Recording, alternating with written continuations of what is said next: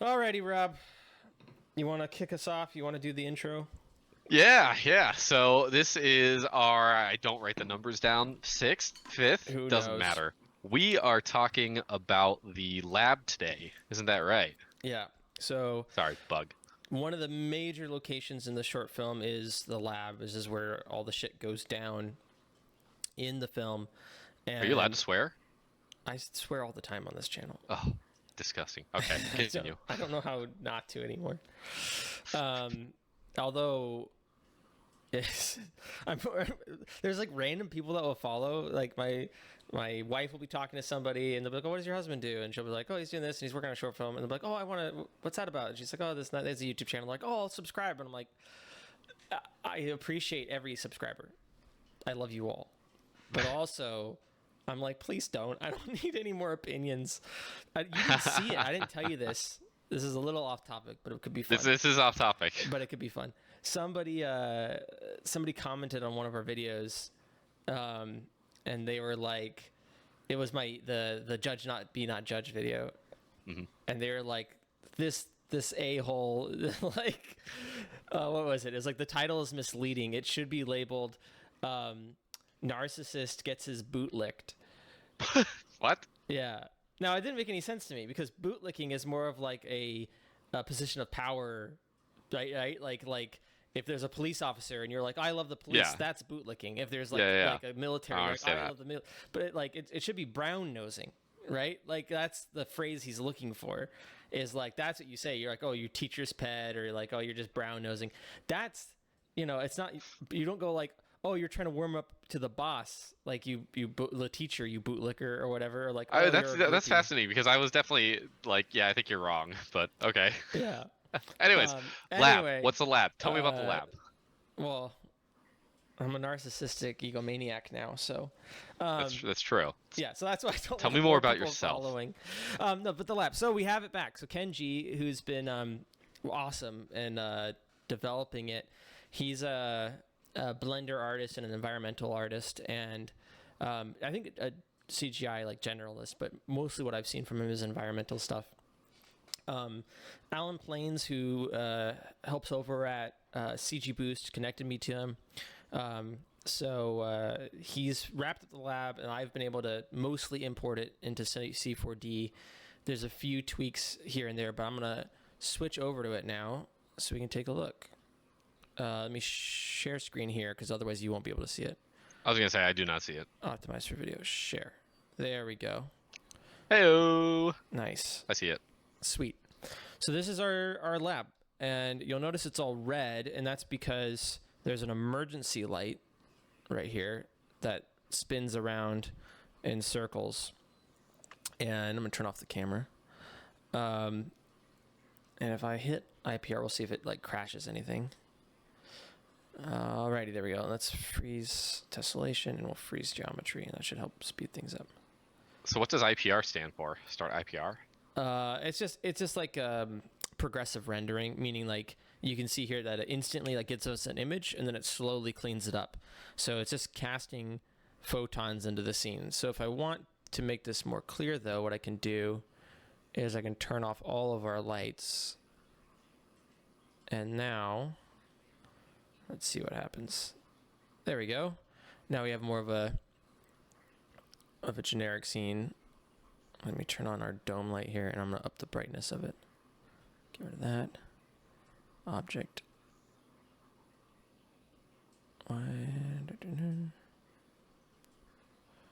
There we go. So now we can kind of see, we can see our scene here with the generic dome light. So this is the whole lab from this side. The lab's inside of a facility with a bunch of like slatted windows. So the lighting's going to be really, really dramatic. But for this, I just kind of want to see it in general. Mm-hmm. And we have our main scene with the table. This is what we open on. Well, it's technically the third scene, but we open on a planet and then we cut into this. And there's some documents on the table. I'm going to leave them blacked out for now because they're important to the plot. I don't want to give it all away. But as you can see, things have gone wrong. We got some destruction going on.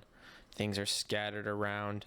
You And should see my apartment if you think that's gone wrong. and you can kind of tell they've been studying various goings-ons, various mutations in the local flora and fauna.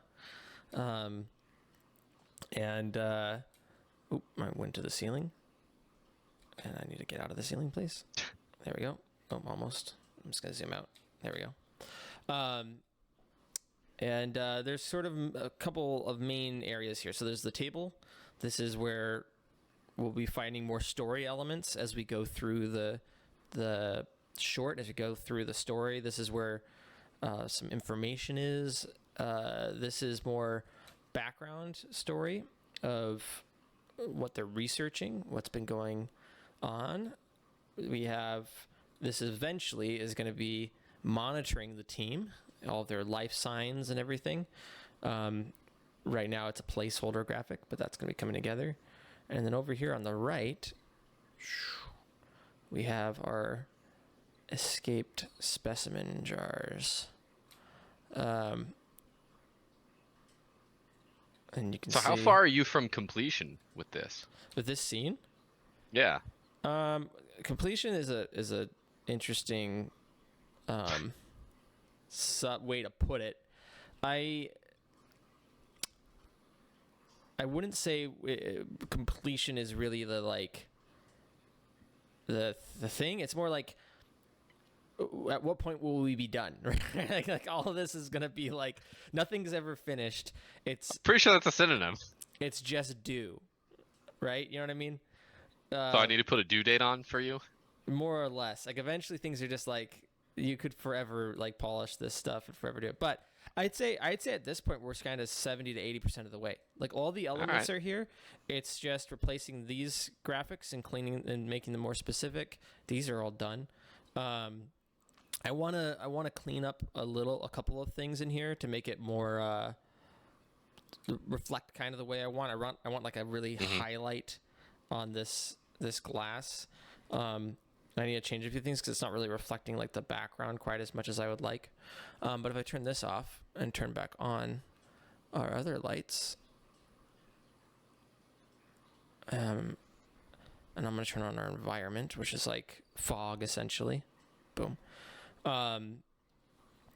You can see we have our emergency light. So a lot of this is falling off into shadow. So I think we're pretty good. It's a matter of setting up the camera, setting up the scene. And to confirm, this is just because it's also it's still I guess rendering right now.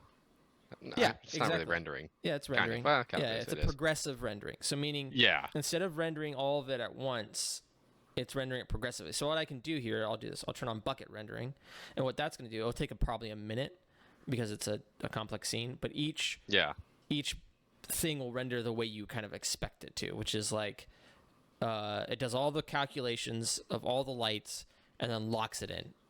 Versus what I was just had on is progressive rendering, so it allows you to get a much faster glimpse at it, but it's really, really noisy. And that's because it's essentially like casting more and more light into the scene as you go.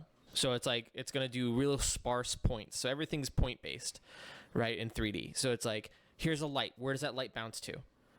Is what normally 3D is doing. And then if you have a few lights, a few photons essentially, each point represents a photon.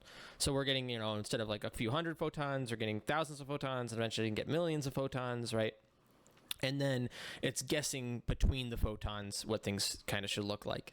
So what progressive rendering does is it casts a little bit and then more and more and more and more, versus what's called bucket here, but it's just, kind of total rendering is doing is it's calculating all of it before it shows you an image, as opposed to calculating it as it shows you the image. So you're kind of just looking into it as it calculates. So you can see here, like as each of these finish, it's just completely, well, not completely, but it's way, way less noisy, right? It's more or less what it's going to look like when it's done. Yeah. Interesting. Why called bucket? Do you know? Because each of these are a bucket. Each of these little squares. That's kind of what that's what I was thinking. Yep. But it's just the way it's just a funny name. Interesting. That's cool. That's all right. But yeah, no, that makes sense as to how you have a couple of things to really clean up, because it looks pretty close to being done. You can tell like the certain things, and I get what you mean by the reflective surfaces, to adjust those. Right. So like this should be seeing all this, but it's kind of not really. I think the IOR, which is index of refraction, isn't correct, is what my guess would be. So that's like the angle at which light has to hit this thing for it to reflect it, more or less, or refract it. But that includes reflections. So, but I have some volumetric set up here. We have the slatted lights kind of shining in, and then the emergency light that will reveal stuff kind of as it rotates over it. So it'll go past and you'll get a little glimpse at something, and then it'll go past again, and then you'll be like, oh, what's that? And then we'll change scenes before you can really know. But I think it'll really reward people that are invested, that look around, that are trying to figure out the story of what exactly has happened and why you're going to get each of those little passes. And so it will really reward re-watching in a certain sense, to go back and go like, okay, well, what was that little detail there, and how does that play in, and oh, that thing that that I got a glimpse of, now that I can go back and with the full story and context, I can get a better idea of what's going on. I can figure out what broke out of the case over here, and what did all the damage to this, and okay, who's that person, and on the medical list over there, and where do they go, and stuff like that. So I think it's gonna be really fun to see people piece it all together. I'm trying to find that right balance in storytelling of giving people enough information that they can figure it out. You don't want to be so obtuse, like a David Lynch or something, where people have no hope, but you also don't want to be so obvious you're treating your audience like they're dumb and just giving them everything.